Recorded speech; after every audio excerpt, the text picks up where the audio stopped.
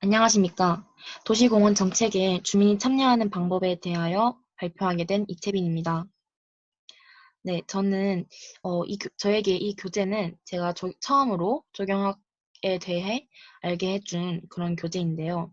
그래서 이해하기 되게 힘들 수도 있을 것 같고 어려운 단어, 제가 모르는 내용도 너무 많을 것 같아서 살짝 걱정을 많이 했었었는데 그런 걱정을 전혀 하지 않아도 될 만큼 저에게 정말 많은 도움을 주었던 책인데, 그중 특히 이 주제는 제가 진짜 생각지도 못했던 우리나라의 공원법에 대한 그런 한계점이나, 어, 우리나라 사람들이 어떻게 이렇게 공원에 대해서 관심이 많아지게 되었는지, 뭐 그런 것들을 생각하게 해준 제일 도움이 되었던 그런 주제여서 제가 이 주제를 선정하게 되었습니다. 제가 아직 조경에 대해서 무지하고 부족한 점이 많지만, 그런 저도 이해하기 쉽게 PPT를, 발표를 준비를 해보았는데, 잘 들어주시면 감사하겠습니다. 네, 페이지는 169페이지 참고해 주시면 될 것 같습니다. 제가 우선 내용에 들어가기 앞서서, 살짝 예시를 들어드리기 위해서 대구 수성구의 범물동 진박골의 산중벽의 사진을 가져왔습니다. 이곳에 민간 야영장의 건립이 추진되고 있다고 하는데, 그럼 당연히 저 푸른 나무들이 다 없어질 것이고, 그럼 생태계도 파괴되고, 진짜 이제 직접 사람들이 들어오게 된다면 저희가 이제 먹으러 캠핑을 가지 않습니까? 그래서 밤새 고기 냄새나 뭐 그런 고성방가나 주차의 문제도 당연히 생길 것이고, 그런 식으로 되다 보면은 인근 주민들의 피해가 엄청나게 커질 것 같고, 그럼 당연히 불만도 점점 생길 것 같은데, 이런 식으로 저희가 이제 이런 공원이나 녹지에 대해서 이제 관심이 늘고 있다고 합니다. 어, 그렇다면 이를 일반화 시켜보자면, 저희가 원래는 수질, 대기, 폐기물 문제 수준의 차원의 그런 문제들만 고려를 했다면, 이제서는 저희가 이제 인간이 쾌적한 삶의 조건을 충족시킬 수 있는 그런 조건들을 이제 저희가 생각해 보게 되었다고, 관심이 확대되었다고 볼 수 있는데요. 즉, 저희가 공원 녹지의 확보하고 이제 접근 가능성, 이 점을 고려하고 있다고 생각할 수 있습니다. 그러면 저희가 이렇게 관심이 늘고 있다고 하는데, 그렇다면 어떤 상황들이 이렇게 관심을 늘게 만들었는지 세 가지 요인을 제가 준비하였습니다. 먼저, 국민 소득의 추이에 대해서 관련하여 알아보도록 하겠습니다. 그래프를 보시면 아까 국민 소득이 점점 증가하고 있는 거 보이시죠? 이처럼 저희가 이제 소득이 증가하다 보니까 돈으로 채워질 수 있는 것들은 다 채워지고, 그러면서 이제 의식주는 다 채워지다 보니까 정신적인 가치나 살짝 어, 여유를 찾기 위해서 그런 공원이 주는 혜택, 뭐 이런 자연이 주는 그런 정신적인 그런 혜택들을 느끼기 위해서 공원에 대한 관심이 늘어나고 있다고 생각합니다. 저도 어, 살짝 돈이 많이 벌게 된다면, 물론 강남에 빌딩 하나 세워두고 사는 것도 정말 좋지만, 제가 원하는 삶은 살짝 외곽으로 나가서 제가 원하는 곳에 뒤는 나무가 우거져 있고, 제가 원하는 집을 지어서 사는 것이 저의 꿈인데요. 이런 식으로 국민소득이 증가하다 보니까, 그런, 뭐, 살짝 자연이 주는 그런 정신적인 가치를 골라야 되는 것 같습니다. 다음은 국민 교육 수준에 관련해서 알아보도록 하겠습니다. 지금 그래프를 보시면 고등학교 이상의 교육열이 증가하고 있는데요. 이처럼 저희가 지금은 뭐 농사를 하거나 자연과 어울려서 살기는 힘든 시기이고, 그렇다 보니까 그런 자연준 혜택을 몸으로 못 느끼지만, 저희가 고등학교 교육을 받는 수준이 증가하다 보니까 글로서나마 저희가 그런 혜택들을 알게 되고, 그래서 그런 혜택들을 글로 알게 되면서 이제 쾌적한 삶을 충족시키기 위해 음, 저희가 관심이 늘고 있는 것 같습니다. 네, 마지막으로는 여가 시간에 관련해서 알아보도록 하겠습니다.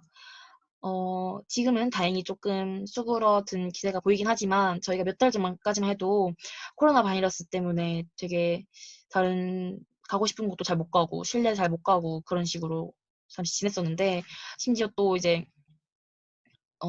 대면하는 것이 되게 위험하다 보니까 학교도 저희가 지금 못 가고 있고 당연히 뭐 직장도 잠시 몇 주 쉬고 살짝 식당도 다 문을 닫고 그런 시간이 되게 많았는데요. 이런 식으로 어, 여가 시간이 그러면서 여가 시간이 증가하다 보니까 저희가 공원을 되게 많이 찾게 되었던 것 같습니다. 그러면서 저희가 공원을 많이 이용하다 보니까 어떤 공원이 더 좋을 것 같다, 어떤 공원이 필요할 것 같다, 뭐 이런 식으로 생각을 하게 되면서 제가 하게 되고 살짝 그런 공원에서 주는 혜택이나 그런 힐링들을 저희가 너무 잘 알게 되면서 살짝 그런 데에서 이제 관심이 나오지 않았나 그러면서 관심이 증가하지 않았나 생각합니다. 네, 그렇다면 이렇게 관심을 증가시킨 공원이 우리에게 어떻게 다가왔으면 좋겠는지도 생각해 보아야 할 것 같은데, 어, 이 배경의 사진은 제가 동촌 유원지 가서 찍은 사진인데요. 저는 이제 이렇게 하천이 옆에 흐르고 있는 공원이 너무 좋더라고요. 물론 제가 알고 있는 공원으로는 범어공원은 살짝 옆에 당연히 하천은 흐르지 않지만 뭐 나무나 풀로 나무나 꽃으로 살짝 꾸며져 있긴 하지만 저는 그런 공원보다는 옆에 신천 같은 경우처럼 하천이 흐르고 있는 공원이 저는 되게 좋고 또 다음 사진 보시면 제가 뭐 월드컵 경기장이나 수성못이나 가서 찍은 사진인데요. 이런 식으로 교통이 저는 차가 아직 없다 보니까 차가 없는 사람들을 위해서라면 교통도 당연히 편리한 곳에 위치해 있는 것이 저에게 너무 중요한 요건이었고 또 저희 가족들과 함께 또 친구들과 함께 돗자리를 펴고 잠시 음식을 시켜 먹는 그런 시간도 너무 소중했기 때문에 저렇게 뭐 물론 벤치로만 되어 있는 공원도 좋지만 저렇게 돗자리 펴고 있을 수 있는 공간도 있는 공원이 저에게 너무 좋더라고요. 네, 이처럼 음, 이처럼 어, 남녀노소 살짝 가리지 않고 누구나 모든 이용자들이 이용하기 쉬워야 한다는 점도 물론 고려해야 할 것 같습니다. 네. 하지만 이렇게 저는 공원이 존재만 한다면 당연히 다 좋은 거고 늘어난다는 소식에 너무 당연히 잘 되고 있구나 우리나라가 잘 되고 있구나 생각을 했지만 하지만 되게 한계점이 있었다는 것이 저에게 정말 충격이었는데요. 바로 표에서 확인할 수 있다시피 1인당 도시공원 조성 면적이 늘어나고 있긴 합니다.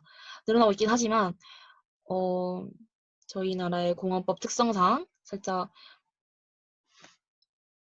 무분별하게 공원의 면적을 늘리는 데에만 살짝 초점을 두다 보니까 또 절대 갈 수 없는 그런 접근이 불가능한 산림지역까지 공원 면적에 포함시켜서 발표를 하는 것이었습니다.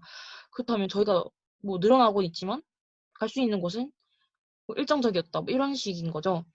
음, 이렇게 된 이유가 무엇일지를 생각해 보았는데, 이는 바로 저희가 이제 공원법이 만들어질 때 이게 살짝 공원과 녹지의 공급이 비생산적이라는 이유로 항상 뒷전으로 밀려났고, 만들어질 때 그 유럽에서 만들어진 도시공원의 제도를 모범으로 하여서 전혀 비판 없이 그냥 베껴서 만든 공원법이 통용되고 있기 때문에 우리나라의 현실과 맞지 않는 공원법들이 유지되고 있다고 생각합니다.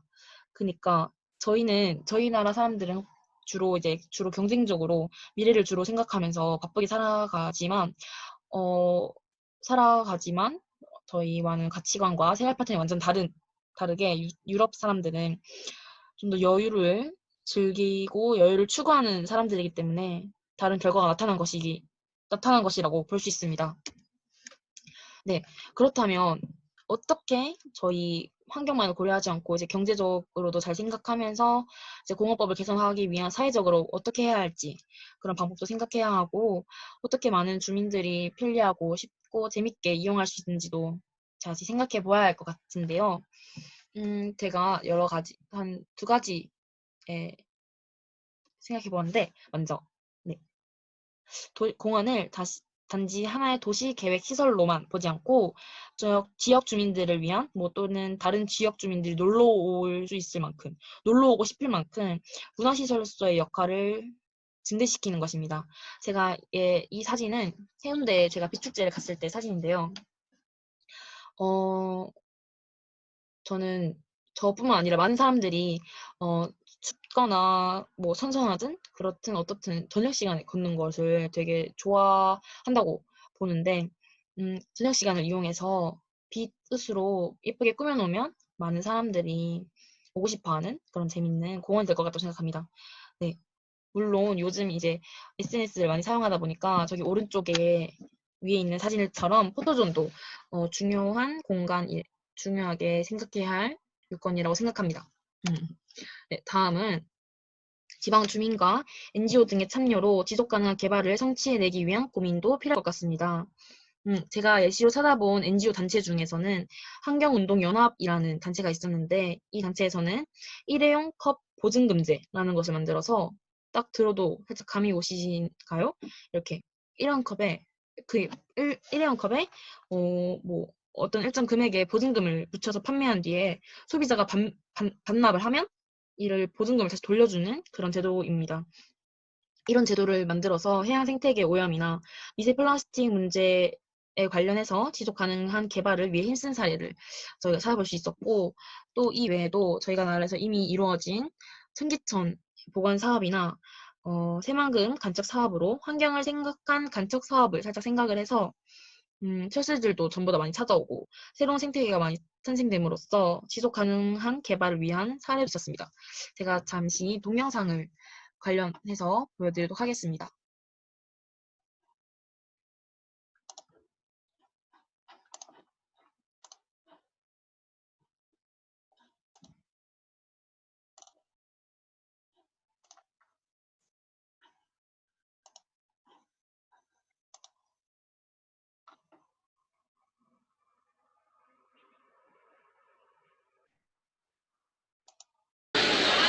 청계천은 우리 근현대사에서 서민들의 삶과 애환을 그대로 대변해주며 변화에 변화를 거듭했습니다.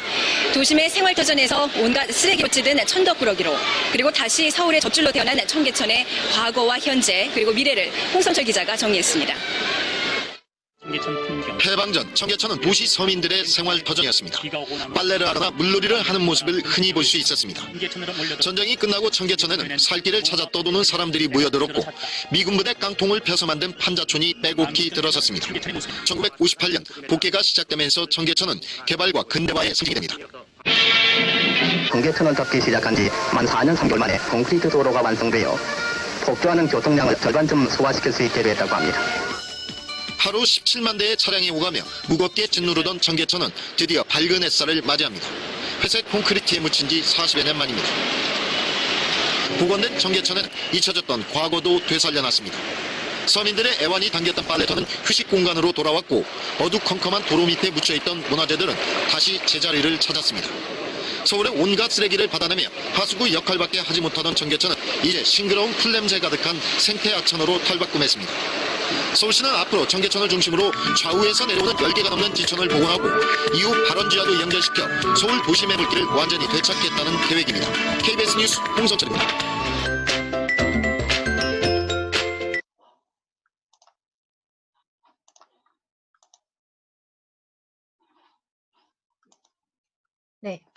네.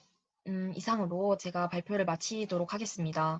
저에게 이번 에세이, 이번 PPT 발표를 준비하면서, 진짜 살짝, 당연히 공원, 1인당 도시공원에 이용할 수 있는 면적이 늘어난다고 하는 말만 듣고 좋은 쪽으로만 생각을 했던 그런 것도 다시 보게 되어서 좋은 기회가 되었다고 생각하고 또 제가 조경을 공부하는 학생으로서는 어떤 공원이 필요한지, 어떤 공원을 만들 수 있는지, 어떻게 공원을 만드는 것이 주민들을 위한 방법인지를 다시 생각하게 된 그런 주제였던 것 같습니다. 네, 여러모로 도움이 되었던 발표 과정이었고요. 그 참고를 하게 된 문헌까지